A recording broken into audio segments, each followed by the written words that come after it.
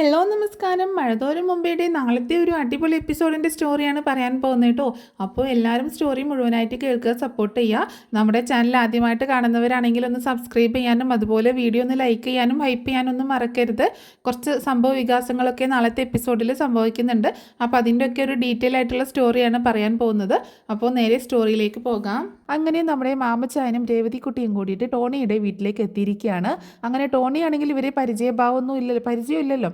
അപ്പോൾ ആരാ എന്താന്നൊക്കെ ചോദിക്കുമ്പോൾ നമ്മൾ ഫോണിലൂടെ സംസാരിച്ചിട്ടുള്ളൂ എന്നൊക്കെ പറഞ്ഞ് തടി തപ്പാൻ ശ്രമിക്കുമ്പോൾ അവർക്ക് മനസ്സിലാവുകയാണ്. ടോണിയുടെ അമ്മ ചോദിക്കുന്നുണ്ട്, നിങ്ങളാണോ പാലാരിവട്ടത്ത് നിന്ന് ഫോൺ ചെയ്തത് എന്ന് ചോദിക്കുമ്പോൾ അതെ, ഞങ്ങൾ തന്നെയാണ്. ഞങ്ങൾക്ക് ടോണിയോട് വളരെ അത്യാവശ്യമായിട്ടൊരു കാര്യം സംസാരിക്കാനുണ്ട് എന്ന് പറയാണ്.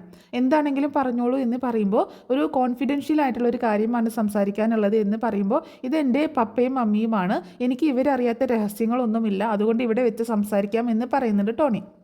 പക്ഷേ ടോണിക്ക് രഹസ്യങ്ങളൊന്നുമില്ലെങ്കിലും ഞങ്ങൾ പറയാൻ പോകുന്നത് ഒരു രഹസ്യം തന്നെയാണ്. അത് പിന്നീട് നിങ്ങൾ ചർച്ച ചെയ്യുന്നത് കൊണ്ട് ഞങ്ങൾക്ക് വിരോധമില്ല. പക്ഷേ സംസാരിക്കുന്നത് ടോണിയോട് മാത്രമായിരിക്കണം എന്നുള്ളൊരു ആഗ്രഹമുണ്ട്. ബുദ്ധിമുട്ടില്ലെങ്കിൽ നമുക്കൊന്ന് മാറിയിരുന്ന് സംസാരിക്കാം എന്ന് മാമച്ചായൻ ചോദിക്കണം. അപ്പോൾ ടോണി എന്നാൽ ശരി വരൂ എന്ന് പറഞ്ഞിട്ട് അവരെയും കൂട്ടിയിട്ട് പുറത്തേക്ക് പോകുന്നുണ്ട് കേട്ടോ. അങ്ങനെ അവരോട് സംസാരിക്കുകയാണ്. അപ്പോൾ പുറത്തെത്തുന്ന സമയത്ത് അവിടെ നിന്ന് മാറിപ്പോകുന്ന സമയത്ത് ടോണി ചോദിക്കും എന്താണ് നിങ്ങൾക്ക് ചോദിക്കാനുള്ളത്, എന്താണ് നിങ്ങൾക്ക് പറയാനുള്ളത് എന്ന് ചോദിക്കുമ്പോൾ ഇവർ രണ്ടുപേരും ഇങ്ങനെ പരിങ്ങി നിൽക്കുകയാണ്, എങ്ങനെ തുടങ്ങണം എന്നൊന്നും അറിയാത്തത് പോലെ കേട്ടോ. അപ്പോൾ ടോണിയോട് സംസാരിക്കാൻ പോകുന്നത് ടോണിയുടെ ഭാര്യയെക്കുറിച്ചാണ്, അവരെ ഉപേക്ഷിക്കാനുണ്ടായ സാഹചര്യത്തെക്കുറിച്ചാണ്. അപ്പോൾ എങ്ങനെ തുടങ്ങണം, എവിടെ തുടങ്ങണം എന്നൊന്നും അറിയാത്തത് കൊണ്ട് ആകെ ഇങ്ങനെ ഒന്ന് പതുങ്ങി നിൽക്കുന്നുണ്ട്. അപ്പോൾ ടോണി ചോദിക്കുന്നുണ്ട്, എന്താണ് നിങ്ങൾക്ക് ചോദിക്കാനുള്ളത്, നിങ്ങൾ എന്താ ഇങ്ങനെ മിണ്ടാതിരിക്കുന്നത്, എന്ത് വിവരമാണ് നിങ്ങൾക്ക് അറിയേണ്ടത് എന്നൊക്കെ ചോദിക്കുകയാണ്. അപ്പോൾ നമ്മുടെ രേവതിക്കുട്ടിയാണ് തുടങ്ങുന്നത്. അത് ചേട്ടാ, ഞങ്ങൾക്ക് ഒരാളെക്കുറിച്ചുള്ള വിവരമാണ് അറിയേണ്ടത് എന്ന് പറയാണ്. ഒരാളെക്കുറിച്ചുള്ള വിവരം, ആരെക്കുറിച്ചുള്ള വിവരം എന്ന് ഇങ്ങനെ ചോദിക്കുമ്പോൾ രേവതിക്കുട്ടി മാമച്ചായനൊന്നും തോണ്ടുന്നുണ്ട്. അങ്ങനെ മാമച്ചായൻ പറയുന്നുണ്ട്, ഞങ്ങൾക്ക് മിസ്റ്റർ ടോണിയുടെ ഭാര്യയെക്കുറിച്ചുള്ള കുറച്ച് ഡീറ്റെയിൽസാണ് വേണ്ടത് എന്ന് പറയാണ്. എൻ്റെ ഭാര്യയെക്കുറിച്ചോ എന്ന് ചോദിക്കുമ്പോൾ അതെ, ഷെറിൻ ചേച്ചിയെക്കുറിച്ചുള്ള കുറച്ച് കാര്യങ്ങൾ അറിയാൻ വേണ്ടിയിട്ടാണ് ഞങ്ങൾ വന്നത് എന്ന് പറയുമ്പോൾ ഷെറിനെക്കുറിച്ച് നിങ്ങൾക്ക് എന്താണ് അറിയേണ്ടത്? ഷെറിൻ്റെ പേര് കേൾക്കുമ്പോൾ തന്നെ ടോണിക്ക് ഭയങ്കര ദേഷ്യം വരികയാണ്. ടോണി പറയുന്നുണ്ട്, ഞാനും അവളും തമ്മിൽ ഇപ്പോൾ യാതൊരു ബന്ധവുമില്ല, ഞങ്ങൾ സെപ്പറേറ്റഡ് ആണ്, ഞാൻ അവളുടെ വീട്ടിൽ കൊണ്ടാക്കിയേക്കാണ്, നിയമപരമായിട്ട് ഡിവോഴ്സൊന്നും ആയിട്ടില്ലെങ്കിലും അത് ഉടനെ തന്നെ ഉണ്ടാകും എന്ന് പറയുന്നുണ്ട്. അപ്പോൾ മാമച്ചായൻ ചോദിക്കുന്നുണ്ട്, എന്തിനാണ് നിങ്ങൾ അവരെ ഡിവോഴ്സ് ചെയ്യാൻ പോകുന്നത്, എന്താ റീസൺ എന്ന് ചോദിക്കുമ്പോൾ അതൊക്കെ നിങ്ങൾ അറിയേണ്ട കാര്യം എന്താണ്, നിങ്ങളോട് അതൊന്നും ഷെയർ ചെയ്യാൻ ഞാൻ ആഗ്രഹിക്കുന്നില്ല, അതെൻ്റെ കുടുംബ പ്രശ്നമാണ് എന്ന് പറയണം. ഇതാണോ നിങ്ങൾ ചോദിക്കാൻ വന്നത്? ഇതിനെക്കുറിച്ചാണെങ്കിൽ എനിക്ക് കൂടുതലൊന്നും പറയാനില്ല എന്ന് പറഞ്ഞിട്ട് ടോണി പോവാൻ നിൽക്കുമ്പോൾ നമ്മുടെ രേവതിക്കുട്ടി പറയുന്നുണ്ട്, അല്ല ടോണി ചേട്ടാ, ഒരു കാര്യം കൂടി അറിയാനുണ്ടായിരുന്നു. നിങ്ങൾ ഡിവോഴ്സ് ആവാൻ പോവുകയാണ് എന്നുള്ളതൊക്കെ അറിയാം, നിങ്ങൾ പിരിഞ്ഞ് താമസിക്കുകയാണ് എന്നുള്ളതൊക്കെ ഞങ്ങൾക്കറിയാം. പക്ഷേ ഞങ്ങൾക്ക് അറിയേണ്ടത് ഏകദേശം എന്തുകൊണ്ടാണ് നിങ്ങൾ പിരിയാനുണ്ടായ കാരണവും ഞങ്ങൾക്കറിയാം. പക്ഷേ അതിൽ ഞങ്ങൾക്ക് അറിയേണ്ട മറ്റൊരു കാര്യമുണ്ട് എന്ന് പറയണം. അപ്പോൾ ടോണി ചോദിക്കുന്നുണ്ട്, നിങ്ങൾക്ക് എന്തറിയാമെന്ന്, ഞങ്ങൾ പിരിയാൻ പോകുന്നതിൻ്റെ കാരണം എന്താണ് നിങ്ങൾക്കറിയാവുന്നത് എന്ന് ചോദിക്കുകയാണ്. അപ്പോൾ മാമച്ചായൻ പറയുന്നുണ്ട്, അല്ല ടോണി, ഞങ്ങൾ എല്ലാം അറിഞ്ഞിട്ട് തന്നെയാണ് വന്നിട്ടുള്ളത്. ടോണിയുടെ ഭാര്യ ഷെറിൻ നിങ്ങളുടെ വിവാഹത്തിന് മുൻപ് പ്രസവിച്ചതാണ്, ഒരു കുഞ്ഞിനെ പ്രസവിച്ചിട്ടുണ്ട് എന്നുള്ള കാര്യം, മറ്റൊരാളുമായിട്ട് പ്രണയത്തിലായിരുന്നു എന്നും അതിലൊരു കുഞ്ഞിനെ പ്രസവിച്ചിട്ടുണ്ട് എന്നുള്ള കാര്യം അതറിഞ്ഞപ്പോഴാണ് നിങ്ങൾ ഷെറിനെ വീട്ടിൽ കൊണ്ടാക്കിയത് എന്നുള്ളതൊക്കെ ഞങ്ങൾക്കറിയാം എന്ന് പറയുമ്പോൾ ടോണി ആകെ ഷോക്കായി പോവാണ്. ടോണി ചോദിക്കുന്നുണ്ട്, നിങ്ങൾ ആരാണ്, നിങ്ങൾ എവിടെ നിന്നാണ് വരുന്നത്, എന്താണ് നിങ്ങളുടെ ഉദ്ദേശം, നിങ്ങൾ എന്തിനാണ് എന്നെ തേടി വന്നത്, ഈ കാര്യങ്ങളൊക്കെ നിങ്ങളോട് ആര് പറഞ്ഞു എന്ന് ചോദിക്കുകയാണ്. അപ്പോൾ രേവതിക്കുട്ടി പറയുന്നുണ്ട്, ടോണി ചേട്ടാ, ഞങ്ങൾ ടോണി ചേട്ടനെ ഉപദ്രവിക്കാനോ അല്ലെങ്കിൽ മാനസികമായിട്ട് വിഷമിപ്പിക്കാനോ ഒന്നും വന്നതല്ല, ഞങ്ങൾക്ക് ഒരു കാര്യം അറിയണം, അതിനു വേണ്ടി വന്നതാണ്. ടോണി ചേട്ടന് പറയാൻ ബുദ്ധിമുട്ടില്ലെങ്കിൽ ഞങ്ങളോടൊന്ന് ഷെയർ ചെയ്യാമോ എന്ന് ചോദിക്കുമ്പോൾ ടോണി പറയുന്നുണ്ട്, ഞാൻ അവളെ ഒരുപാട് സ്നേഹിച്ചിരുന്നു, എൻ്റെ സ്വന്തമാണെന്ന് കരുതി അഹങ്കരിച്ചിരുന്നു, അത്രയും ഇഷ്ടമായിരുന്നു എനിക്ക് അവളെ, പക്ഷെ അവൾ എന്നെ ചതിക്കുകയായിരുന്നു എന്ന് പറയണം. അപ്പോൾ രേവതിക്കുട്ടി ഇങ്ങനെ ആകെ വിഷമത്തോട് കൂടിയിട്ട് കേട്ട് നിൽക്കണം. അപ്പോൾ മാമച്ചായൻ പറയുന്നുണ്ട്, അതിപ്പോൾ ആരാണ്, എന്താണ് പറ്റിയത് എന്നൊന്നും നമുക്കറിയത്തില്ലല്ലോ അവളുടെ ജീവിതത്തിൽ, പക്ഷേ നിങ്ങളെ സംബന്ധിച്ചിടത്തോളം ശരിയാണ്, നിങ്ങൾ ചതിക്കപ്പെട്ട മനുഷ്യൻ തന്നെയാണ്. കാരണം ഒന്നും അറിയാതെ നിങ്ങളുടെ ജീവിതത്തിലേക്ക് അവളെ കെട്ടിവെച്ച് തന്നവരാണ് ശരിക്കും പറഞ്ഞാൽ നിങ്ങളെ ചതിച്ചത്, അല്ലാതെ ഷെറിനല്ല എന്ന് പറയുന്നുണ്ട്. ഇതൊക്കെ നിങ്ങൾക്ക് എങ്ങനെ അറിയാം, നിങ്ങൾ എന്തിനാണ് ഇതൊക്കെ അന്വേഷിക്കുന്നത് എന്ന് ചോദിക്കുമ്പോൾ അല്ല ചേട്ടാ, ഞങ്ങൾക്കൊരു കാര്യം അറിയാനായിരുന്നു, അന്ന് നിങ്ങൾ പിരിയാനുണ്ടായ ഒരു കാരണം എന്ന് പറഞ്ഞിട്ടുണ്ടെങ്കിൽ ഒരു കുഞ്ഞാണല്ലോ, ഷെറിൻ ചേച്ചി വിവാഹത്തിന് മുൻപ് പ്രസവിച്ച ഒരു കുഞ്ഞ്. അപ്പോൾ ആ കുഞ്ഞിൻ്റെ കാര്യങ്ങൾ അറിയാൻ വേണ്ടിയിട്ടാണ് ഞങ്ങൾ വന്നത് എന്ന് പറയുന്നുണ്ട്. അപ്പോൾ ടോണി പറയുന്നുണ്ട്, ഞങ്ങളുടെ വിവാഹം വളരെ ഗംഭീരമായിട്ട് തന്നെയാണ് നടത്തിയിരുന്നത്. പക്ഷേ എനിക്കറിയത്തില്ലായിരുന്നു അവൾക്ക് ഇങ്ങനെയൊരു കുഞ്ഞുണ്ടെന്നുള്ള കാര്യമൊന്നും എനിക്ക് അറിയത്തില്ലായിരുന്നു. പക്ഷേ അവളുടെ വീട്ടുകാർ അവളെ പറഞ്ഞ് മയക്കി ഞാനുമായിട്ടുള്ള വിവാഹം നടത്തിയതാണ്. ഞങ്ങൾ വിവാഹം കഴിഞ്ഞ് ഗൾഫിലേക്ക് പോവുകയാണ് ചെയ്തത്. അവിടെ വെച്ചും അവൾ വളരെ ഹാപ്പിയായിരുന്നു. ഏകദേശം 1 വർഷത്തോളം ഞങ്ങൾ സന്തോഷകരമായിട്ടാണ് ജീവിച്ചത്. അതിനുശേഷമാണ് അവളുടെ സ്വഭാവത്തിൽ മാറ്റം കണ്ടു തുടങ്ങിയത് എന്ന് പറയണം. അതിനുശേഷം എന്താണ് സംഭവിച്ചത് എന്ന് ചോദിക്കുമ്പോൾ അതിനുശേഷം സംഭവിച്ചത് എന്താണെന്ന് വെച്ചാൽ ആ കുഞ്ഞിനെ ഞങ്ങൾ ഗൾഫിലേക്ക് പോയതോടു കൂടിയിട്ട് അവൾ കുറച്ച് നാളൊക്കെ കുഞ്ഞിനെ പറ്റിയുള്ള വിവരങ്ങളൊക്കെ ചോദിക്കുമ്പോൾ പറഞ്ഞു കൊടുക്കുമായിരുന്നു. പിന്നീട് അവർ കുഞ്ഞിനെ ഓർഫനേജിൽ നിന്ന് വേറൊരു സ്ഥലത്തേക്ക് മാറ്റി, വേറൊരു ഓർഫനേജിലേക്ക് മാറ്റി. അതിനുശേഷം അവൾക്ക് കുഞ്ഞിനെക്കുറിച്ചുള്ള വിവരങ്ങളൊന്നും കിട്ടാതെയായി. അവർ പറഞ്ഞത് കുഞ്ഞ് മരിച്ചുപോയി എന്ന് അവളോട് പറയുകയും ചെയ്തു. അതിനുശേഷം അവൾക്ക് മാനസികമായിട്ട് പ്രശ്നങ്ങളൊക്കെ തുടങ്ങി. അപ്പോഴാണ് ഞാനിതൊക്കെ അറിയുന്നത്. അവൾ എൻ്റെ നേരെ അലറിക്കൊണ്ട് വരും, എൻ്റെ കുഞ്ഞിനെ നീയല്ലേ കൊന്നത് എന്നൊക്കെ ചോദിച്ച് വരാൻ തുടങ്ങി. ആകെ പ്രശ്നമായി. അങ്ങനെയാണ് സത്യങ്ങളൊക്കെ ഞാൻ അറിഞ്ഞത് എന്ന് പറയാണ്. അവർ ആ കുഞ്ഞിനെ എങ്ങോട്ടേക്കാണ് മാറ്റിയതെന്ന് ടോണിച്ചേട്ടൻ അറിയോ? ഏത് ഓർഫനേജിലേക്കാണ് മാറ്റിയത് എന്ന് രേവതിക്കുട്ടി ചോദിക്കുമ്പോൾ എന്തിനാണ്, അതിനെ എടുത്തു കൊണ്ടുപോയി വളർത്താനാണോ നിങ്ങൾ അന്വേഷിച്ച് വന്നത് എന്നൊക്കെ ചോദിക്കുമ്പോൾ അല്ല ടോണിച്ചേട്ടൻ, ഞങ്ങൾക്ക് ഇനി എന്നോട് കൂടുതലൊന്നും ചോദിക്കേണ്ട, എനിക്ക് ഇത്രയേ പറയാനുള്ളൂ, കൂടുതലായിട്ടൊന്നും എനിക്ക് പറയാൻ താല്പര്യമില്ല. എങ്ങോട്ടാണ് മാറ്റിയത്, എന്തിനാണ് മാറ്റിയതെന്നൊന്നും എനിക്കറിയത്തില്ല. അത് നിങ്ങൾ അവളോടോ അവളുടെ വീട്ടുകാരോടോ പോയി ചോദിക്കണം. എന്നെ കൂടുതൽ കുഴപ്പത്തിലാക്കരുത്. ഈ കാര്യം പറഞ്ഞ് ദയവ് ചെയ്ത് ഇനി എന്നെ കാണാനായിട്ട് വരികയും ചെയ്യരുത് എന്നൊക്കെ ടോണി പറയുന്നുണ്ട്. ടോണിക്ക് ശരിക്കും ഓരോ കാര്യങ്ങൾ പറയുമ്പോഴും ശരിക്കും സങ്കടമൊക്കെയാണ്. അങ്ങനെ പിന്നീട് മാമച്ചാനും രേവതിക്കുട്ടിയും കൂടെ കൂടുതലൊന്നും സംസാരിക്കാൻ നിൽക്കാതെ അവിടെ നിന്ന് പോവാണ്. അങ്ങനെ പോയതിന് ശേഷം ടോണിയോട് ടോണിയുടെ ഡാഡിയും മമ്മിയും പപ്പയും മമ്മിയും ചോദിക്കുന്നുണ്ട്, എന്താ മോനെ പ്രശ്നം, എന്തിനാണ് അവർ വന്നത് എന്നൊക്കെ ചോദിക്കുമ്പോൾ മമ്മി പറഞ്ഞത് കുറച്ചൊക്കെ ശരിയാണ്. അവർ ഷെറിനെക്കുറിച്ച് അന്വേഷിക്കാൻ തന്നെയാണ് വന്നത്. പക്ഷേ എന്താണ് അവരുടെ ലക്ഷ്യമെന്ന് എനിക്ക് മനസ്സിലായില്ല. ഷെറിനും ഞാനും തമ്മിൽ പിരിഞ്ഞ് താമസിക്കുകയാണെന്നും അതിന് കാരണം അവൾ പ്രസവിച്ച ആ കുഞ്ഞാണെന്നും ഒക്കെ അവർക്കറിയാം. പക്ഷേ എന്താണെന്നൊന്നും ഡീറ്റെയിൽ ആയിട്ടൊന്നും എനിക്കറിയത്തില്ല. എനിക്ക് കൂടുതലൊന്നും പറയാനും പറ്റിയില്ല. ഞാൻ ഇനി എന്നെ കാണാൻ വരരുത് എന്ന് പറഞ്ഞു അവരെ പറഞ്ഞയച്ചു എന്ന് പറയുന്നുണ്ട്. അപ്പോൾ നമ്മുടെ ടോണിയുടെ മമ്മിയും പപ്പയും പറയുന്നുണ്ട്, എന്നാലും അവർ എന്തിനായിരിക്കും ഇത്രയും ദൂരത്ത് നിന്ന് ഇതിനെ അന്വേഷിച്ചുകൊണ്ട് വരുന്നത്, ഷെറിനുമായിട്ട് എന്തായിരിക്കും അവർക്ക് ബന്ധം എന്നൊക്കെ ചോദിക്കുമ്പോൾ എന്താണെന്നൊന്നും എനിക്കറിയത്തില്ല, എനിക്കിനി അതിനെപ്പറ്റി പറയാനോ കേൾക്കാനോ താല്പര്യമില്ല, അത് അടഞ്ഞ അധ്യായമാണ് എന്ന് പറഞ്ഞിട്ട് ടോണി മുകളിലേക്ക് കയറി പോവാണ്. ആ സമയത്ത് മുഖാമുഖം നോക്കി ഇങ്ങനെ നിൽക്കുകയാണ് നമ്മുടെ ടോണിയുടെ പപ്പയും മമ്മിയും. അങ്ങനെ തിരിച്ചു പോകുന്ന രേവതിക്കുട്ടിയും മാമച്ചായനും കൂടെ വഴിയരികിൽ ഒരു സ്ഥലത്ത് ഇങ്ങനെ വെള്ളം കുടിക്കാനൊക്കെ ആയിട്ട് നിർത്തുന്നുണ്ട് കേട്ടോ. ജസ്റ്റ് ഒരു ചായ കുടിക്കാനൊക്കെ ആയിട്ട് നിർത്തുന്നുണ്ട്, കാറ് നിർത്തുന്നുണ്ട്. ഒരുപാട് ലോങ് വണ്ടി യാത്ര ചെയ്യുന്നതല്ലേ, അപ്പോൾ ഡ്രൈവ് ചെയ്യുന്നത് നമ്മുടെ ജോസൂട്ടി കേട്ടോ. അപ്പോൾ ഇപ്രാവശ്യം ജോസൂട്ടിയും കൂട്ടിയിട്ടാണ് അവർ പോയിട്ടുള്ളത്. അപ്പോൾ ജോസൂട്ടിക്കാണെങ്കിൽ ഇതിൻ്റെ കാര്യങ്ങളൊന്നും അറിയില്ല, ഇവർ എന്തിനാണ് പോകുന്നത് എന്നോ ഇതിൻ്റെ ഡീറ്റെയിൽസ് ഒന്നും അറിയത്തില്ലല്ലോ. അപ്പോൾ ഇങ്ങനെ ജോസൂട്ടി ചോദിക്കുന്നുണ്ട്, നിങ്ങൾ എന്താണ് അന്വേഷിക്കുന്നത്, എന്താ കാര്യം എന്നോട് കൂടി എന്നൊക്കെ പറയുമ്പോൾ ജോസൂട്ടി ചേട്ടനോട് പറയാനാകുമ്പോൾ എല്ലാ കാര്യങ്ങളും പറയാമെന്നൊക്കെ പറയുന്നുണ്ട്. അങ്ങനെ പിന്നീട് മാമച്ചാനും രേവതിക്കുട്ടിയും കൂടി ഇങ്ങനെ സംസാരിക്കുന്നുണ്ട്. മാമച്ചാൻ പറയുന്നുണ്ട്, നമ്മൾ ഏകദേശം അടുത്ത് എത്തിയതാണ്, പക്ഷേ മുഴുവൻ ഡീറ്റെയിൽസും കിട്ടിയില്ലല്ലോ, ഇനിയിപ്പോൾ എന്ത് ചെയ്യും എന്നൊക്കെ പറയുമ്പോൾ അങ്കിള് വിഷമിക്കല്ലേ, നമുക്ക് എങ്ങനെയെങ്കിലും കണ്ടെത്താം, ഇത്രയൊക്കെ നമ്മൾ കണ്ടെത്തിയില്ലേ, ടോണിച്ചേട്ടനിലൂടെ നമ്മൾ ഷെറിൻ ചേച്ചിയുടെ കുഞ്ഞിൻ്റെ അടുത്ത് എന്തായാലും എത്തിയിരിക്കും, ആ കുഞ്ഞ് എവിടെയാണെന്ന് നമ്മൾ കണ്ടുപിടിക്കുക തന്നെ ചെയ്യും എന്ന് പറയുന്നുണ്ട്. അപ്പോൾ മാമച്ചായന് ഒരു ആശ്വാസം തോന്നുകയാണ്. അങ്ങനെ അവർ തിരിച്ചു പോകുന്നുണ്ട്. പിന്നീട് കാണിക്കുന്നത് നമ്മുടെ മാമച്ചാൻ്റെ വീട് തന്നെയാണ്. അങ്ങനെ വീട്ടിലേക്ക് തിരിച്ചെത്തുമ്പോൾ ഗ്രേസമ്മ ഇവരോട് കാര്യങ്ങളൊക്കെ ചോദിക്കുന്നുണ്ട്, എന്തായി പോയ കാര്യങ്ങൾ എന്നൊക്കെ ചോദിക്കുമ്പോൾ രേവതിക്കുട്ടി ഉണ്ടായ കാര്യങ്ങളൊക്കെ പറയാണ്. അപ്പോൾ എവിടെയാണ് കുഞ്ഞിനെ മാറ്റിയതെന്ന് അറിഞ്ഞില്ല അല്ലേ എന്ന് ചോദിക്കുമ്പോൾ ഇല്ല ആൻറ്റി, പക്ഷേ നമ്മളത് മനസ്സിലാക്കുകയും ചെയ്യും, കാരണം ടോണിച്ചേട്ടൻ ഇത്രയൊക്കെ സംസാരിച്ചില്ലേ, ഇനി ഒന്നുകൂടി നമ്മൾ കാണുമ്പോൾ അല്ലെങ്കിൽ ഫോൺ വിളിക്കുമ്പോൾ നമ്മളോട് ഡീറ്റെയിൽ ആയിട്ട് കാര്യങ്ങളൊക്കെ പറഞ്ഞു തരും എന്നാണ് എൻ്റെ ഒരു പ്രതീക്ഷ. ഞാൻ എന്തായാലും ടോണിച്ചേട്ടനെ ഒന്നുകൂടി വിളിക്കുന്നുണ്ട്. അതിന് മുൻപ് എനിക്ക് ആൻസി ചേച്ചിയെ വിളിച്ചിട്ട് കുറച്ച് കാര്യങ്ങൾ കൂടി അറിയാനുണ്ട്, നമ്മൾ എന്താണെങ്കിലും ഇതിൻ്റെ പുറകിൽ നിന്ന് മാറാൻ പോകുന്നില്ല എന്ന് പറയണം. അങ്ങനെ പിറ്റേ ദിവസം വീണ്ടും നമ്മുടെ രമേശൻ നായർ രേവതിക്കുട്ടിയെ അന്വേഷിച്ചുകൊണ്ട് മാമച്ചായൻ്റെ വീട്ടിലേക്ക് വരുന്നുണ്ട്. അങ്ങനെ കോളിംഗ് ബെല്ലടിക്കുന്ന സമയത്ത് ഗ്രേസമ്മ വന്ന് കർട്ടൻ മാറ്റി നോക്കുമ്പോൾ കാണുന്നത് ഈ രമേശൻ നായരാണ്. ഗ്രേസമ്മ ആകെ ഷോക്കായി പോവാണ്. അപ്പോൾ ഗ്രേസമ്മ ഡോറ് തുറക്കാൻ മടിച്ചിങ്ങനെ നിൽക്കുകയാണ്. പെട്ടെന്ന് അകത്തേക്ക് ചെല്ലുന്ന സമയത്ത് മാമച്ചായനെ വിളിക്കുകയാണ്. മാമച്ചായ ഇങ്ങോട്ടേക്കൊന്ന് വന്നേ എന്ന് വിളിക്കുന്നുണ്ട്. അപ്പോൾ മാമച്ചായൻ അവിടെ നിന്ന് വരുന്നില്ല. അപ്പോൾ രേവതിക്കുട്ടിയാണ് ഓടി വരുന്നത്. എന്താ ആൻറ്റി, ആരാ കോളിംഗ് ബെല്ലടിച്ചത്, ആരാ വന്നത് എന്ന് ചോദിക്കുമ്പോൾ അത് അന്ന് വന്നില്ലേ നിന്നെ അന്വേഷിച്ചിട്ട് ഒരു രമേശൻ നായർ, അത് അയാളാണ് വന്നത് എന്ന് പറയുന്നുണ്ട്.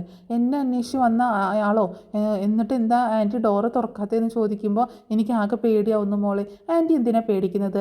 അയാൾ വന്നോട്ടെ, അത് ആരാണെങ്കിലും വന്നോട്ടെ, നമുക്ക് സംസാരിക്കാം. ആൻറ്റി പേടിക്കൊന്നും വേണ്ട. അതല്ല മോളെ, നിനക്ക് ഞാൻ 36 വയസ്സെന്നൊക്കെ പറഞ്ഞു വെച്ചിട്ടുള്ളത് അതെന്തായാലും ഒക്കെ പൊളിഞ്ഞിട്ടുണ്ട്.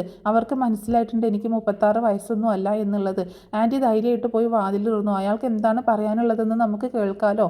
ആൻറ്റി പേടിക്കൊന്നും വേണ്ട, ഒരിക്കലും ആൻറ്റിയും അങ്കിളിനെയും വിട്ട് ഞാൻ എവിടെയും പോവത്തില്ല എന്നൊക്കെ പറയുന്നുണ്ട്. ആ സമയത്ത് മാമച്ചായനും വരുന്നുണ്ട്.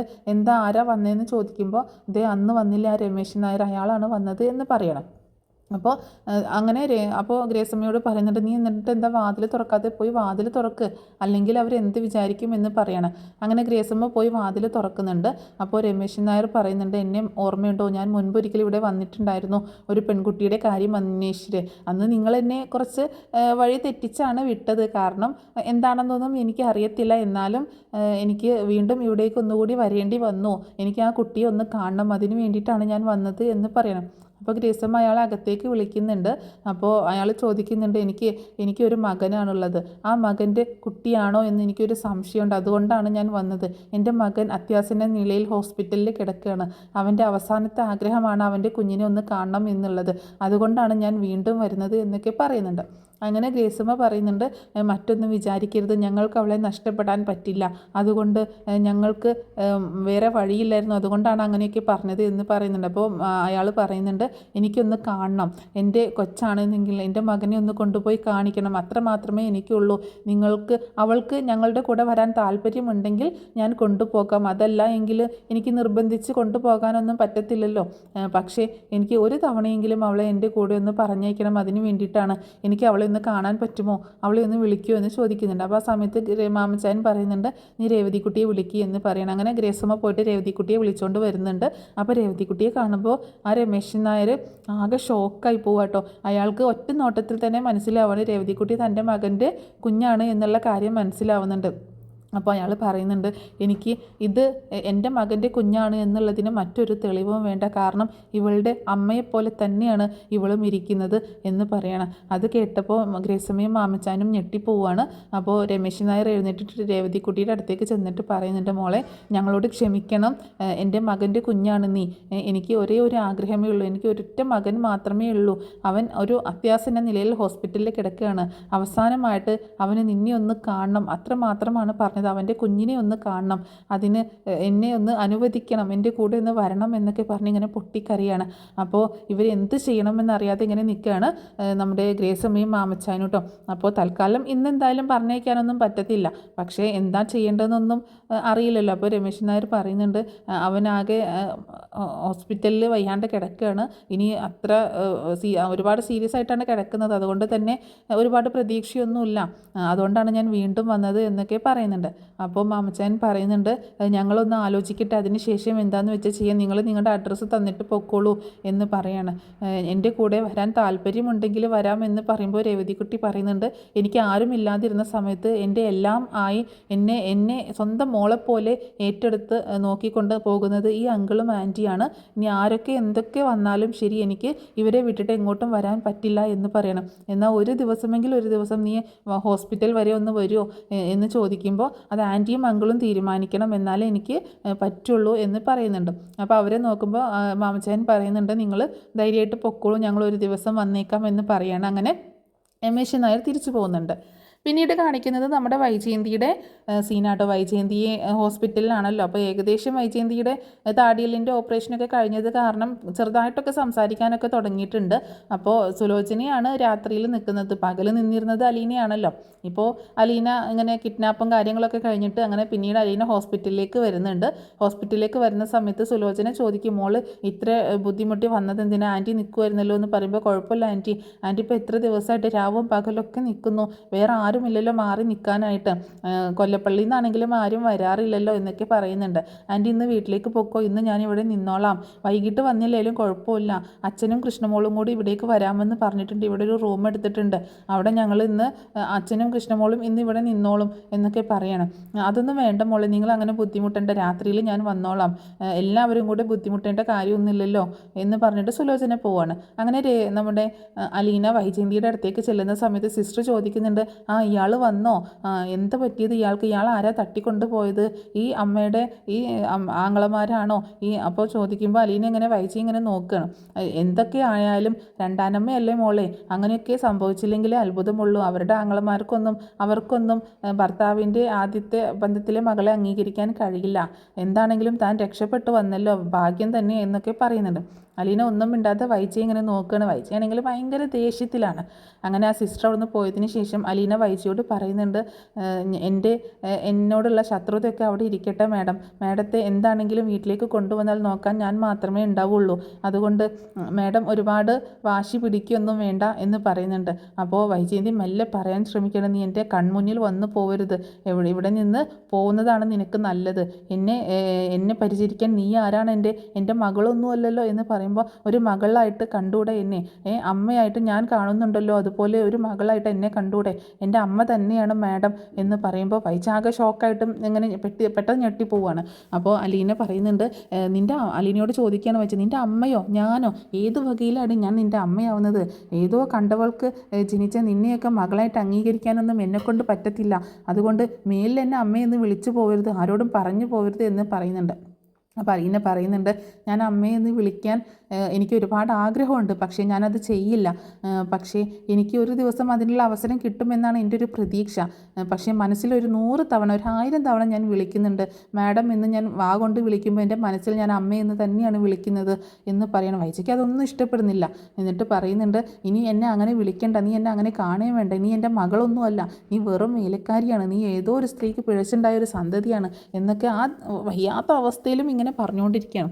അപ്പോൾ അലീന പറയുന്നുണ്ട്, ഇനി കൂടുതലൊന്നും സംസാരിക്കാൻ നിൽക്കണ്ട, എന്നെ ആരാണ് തട്ടിക്കൊണ്ടുപോയതെന്നൊക്കെ മാഡത്തിന് അറിയാലോ, മാഡത്തിൻ്റെ സ്വന്തം ആങ്ങളമാരാണ്, എന്തിനാണെന്നറിയാവോ, പെൺവാണിഭക്കാർക്ക് വിൽക്കാൻ വേണ്ടിയിട്ട്, അതിനാണ് എന്നെ തട്ടിക്കൊണ്ടുപോയത്, അവിടെ അച്ഛൻ വന്നിട്ടാണ് എന്നെ രക്ഷിച്ചത്, ഇപ്പോൾ അവർക്കൊന്നും എന്നോട് ഒരു ദേഷ്യവുമില്ല, അവരൊക്കെ എന്നോട് മാപ്പ് പറഞ്ഞു, എന്നോട് ചെയ്ത തെറ്റിനെല്ലാം മാപ്പ് പറഞ്ഞു, ഇപ്പോൾ അവർക്കൊന്നും എന്നോട് ദേഷ്യമില്ല, പിന്നെ അമ്മയ്ക്ക് മാത്രം എന്താണ് എന്നോട് ദേഷ്യമെന്ന് ചോദിക്കുമ്പോൾ ഞാൻ പറഞ്ഞു നീ എന്നെ അമ്മയെന്ന് വിളിക്കണ്ട എന്ന് പറഞ്ഞു എന്ന് പറയണം. ശരി, ഞാൻ അമ്മയെന്ന് വിളിക്കുന്നില്ല, പിന്നെ മാഡത്തിന് മാത്രം എന്താണ് ദേഷ്യം എന്ന് ചോദിക്കുമ്പോൾ അല്ലടി ഞാൻ നിന്നെ എടുത്ത് മടിയിൽ വെച്ച് പുന്നാരിക്കാം എന്ന് പറഞ്ഞ് ദേഷ്യപ്പെടണം. ആ സമയത്താണ് സിസ്റ്റർ അങ്ങോട്ടേക്ക് വരുന്നത്. എന്താണ് അമ്മയും മോളും കൂടെ ഒരു സംസാരം എന്ന് ചോദിക്കുമ്പോൾ വൈജ ദേഷ്യത്തോട് കൂടിയിട്ട് അലീനയും സിസ്റ്ററെയും നോക്കുന്നുണ്ട്. അപ്പോൾ അലീന ഒന്നുമില്ല സിസ്റ്ററെ, ഇനിയിപ്പോൾ എന്താ ചെയ്യേണ്ടത് എന്നുള്ള കാര്യങ്ങളൊക്കെ വൈജയുടെ കാര്യങ്ങളൊക്കെ സിസ്റ്ററോട് ചോദിച്ച് മനസ്സിലാക്കുകയും ചെയ്യുന്നുണ്ട്. പിന്നീട് കാണിക്കുന്നത് നമ്മുടെ രേവതിക്കുട്ടിയും ഗ്രേസമ്മയും മാമച്ചാനും കൂടി സംസാരിക്കുന്നത് തന്നെയാണ്. കാരണം ഇപ്പോൾ ടോണിയുടെ വീട്ടിൽ പോയി വന്നു, ഇനി അതിൻ്റെ അപ്ഡേറ്റ് നടത്തണമല്ലോ, അതിൻ്റെ ഫോളോ അപ്പ് നടത്തണം. അതിൽ ഇതിങ്ങനെ അവിടെ വിട്ടിട്ട് പോരാൻ പറ്റില്ലല്ലോ, എങ്ങനെയെങ്കിലും ഷെറിൻ പ്രസവിച്ച കുഞ്ഞിനെ കണ്ടെത്തണമല്ലോ. അപ്പോൾ ഇവർ പറയുന്നുണ്ട് ഇനി നമുക്ക് എന്ത് ചെയ്യും എന്ന് ചോദിക്കുകയാണ്. അപ്പോൾ ഗ്രേസമ്മയോട് രേവതിക്കുട്ടി പറയുന്നുണ്ട്, നമുക്ക് ഒന്നുകൂടി നമുക്ക് ഇവിടെ പോയാലോ, പുനലൂർ പോയാലോ എന്ന് ചോദിക്കുകയാണ്. ഷെറിൻ ചേച്ചിയെ കാണാനായിട്ട് പോയാലോ എന്ന് ചോദിക്കുമ്പോൾ നമ്മൾ പോയി കഴിഞ്ഞാൽ അവർക്ക് ഇഷ്ടപ്പെടത്തില്ല, നമ്മൾ അന്ന് പോയിട്ട് തന്നെ കണ്ടതല്ലേ എന്ന് ചോദിക്കുകയാണ്. ഞാനൊരു ദിവസം ആൻസി ചേച്ചി വിളിച്ച് ചോദിക്കാം, അവിടെ അവരൊന്നും ഇല്ലാത്ത സമയത്ത് നമുക്ക് അങ്ങോട്ടേക്ക് ചെല്ലാം, ഷെറിൻ ചേച്ചി ഒന്ന് കാണാം എന്നൊക്കെ ചോദിക്കുമ്പോൾ മാമച്ചായൻ പറയുന്നുണ്ട്, അത് വേണോ, നമ്മൾ ചെല്ലുന്ന സമയത്ത് അവരില്ലായിരിക്കാം, പക്ഷേ പെട്ടെന്നെങ്ങാനും അവർ കയറി വന്നിട്ടുണ്ടെങ്കിൽ വീണ്ടും അതൊരു വിഷയമാവില്ലേ എന്നൊക്കെ ചോദിക്കണം. എന്തായാലും നമുക്ക് ഇതങ്ങനെ വെറുതെ വിടാൻ പറ്റത്തില്ലെങ്കിൽ എങ്ങനെയെങ്കിലും ഷെറിൻ ചേച്ചിയെ ഒന്നുകൂടി കാണണം. നിങ്ങളെ കാണുമ്പോൾ ചിലപ്പോൾ ഷെറിൻ ചേച്ചിക്ക് ഓർമ്മ വന്നാലോ, നിങ്ങളെ എന്തെങ്കിലുമൊക്കെ പരിചയം വന്നാലോ, അതുകൊണ്ടാണ് ഞാൻ പറഞ്ഞത് എന്ന് പറയുന്നുണ്ട്. എന്തായാലും നോക്കാം, നമുക്കൊരു ദിവസം പോകാം എന്ന് പറഞ്ഞ് അവർ ഷെറിനെ വീണ്ടും കാണാൻ പോകാനായിട്ട് റെഡിയാവുന്നുണ്ട്. അപ്പോൾ ഇത്രയൊക്കെ കാര്യങ്ങളാണ് നാളത്തെ എപ്പിസോഡിൽ സംഭവിക്കുന്നത് കേട്ടോ. അപ്പോൾ ഈ സ്റ്റോറി എല്ലാവർക്കും ഇഷ്ടമായിട്ടുണ്ടാവുമെന്ന് വിചാരിക്കുകയാണ്. ഇഷ്ടമായെങ്കിൽ ഒന്ന് സപ്പോർട്ട് ചെയ്യാൻ മറക്കരുത് കേട്ടോ.